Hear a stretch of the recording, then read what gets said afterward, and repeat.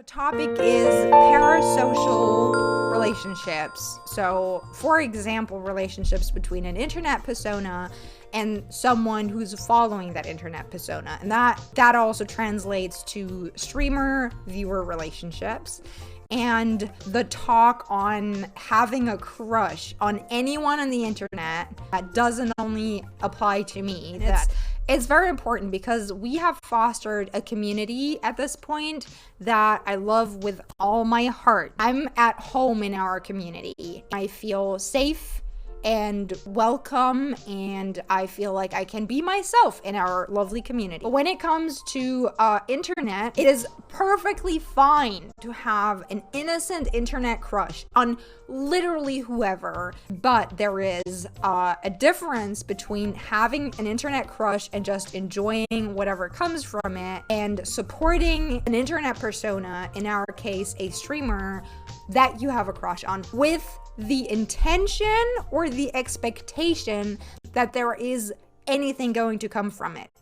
That intention is very unhealthy. It is setting you up for failure because that will most likely prevent you from whatever you want to happen even happening in the first place. When I notice that there's someone who has a crush on me and has never been to stream, or has been to like a stream for 5 minutes, or has only ever seen my tweets and they developed a crush from that. If you follow my Twitter or my Discord or anything, you know that I love flirting. You know that I'm absolutely here for the banter. When someone goes and is a little bit more serious about it, or seems a little bit more serious about it, and I have the feeling that they have literally no possible source of actually knowing me and who I am and how I am, I will know that their crush is not on me, but on the image that they have on me in their mind. And that image is very likely going to be completely off from the reality. That's not going to be how I am. It is literal objectification, but it is something that happens very automatically. It's a very natural thing that you see someone online, you create your own image of who they are or what they are like,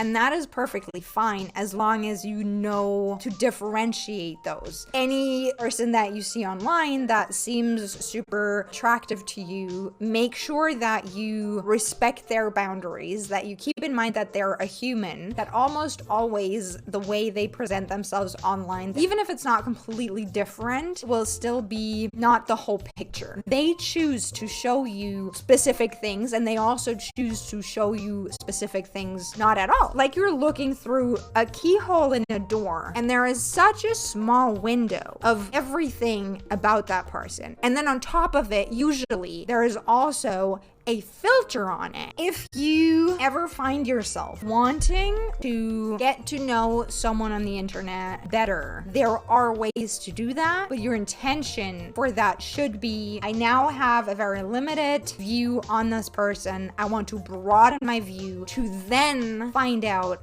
if I want to be friends with that person. And for that, I would always recommend go into that person's stream, go be active on their Twitter, interact with them on Discord, places that are public enough for them to feel safe. Once you've done that, read the room. Does it seem like that person is maybe literally just being polite to you? Is that person showing active interest in getting to know you a little better? Are there questions coming from that person? Consent is not an offline only thing. Consent is very much important offline and online. And that means asking, would you like a hug? It's not different. The intent is the same.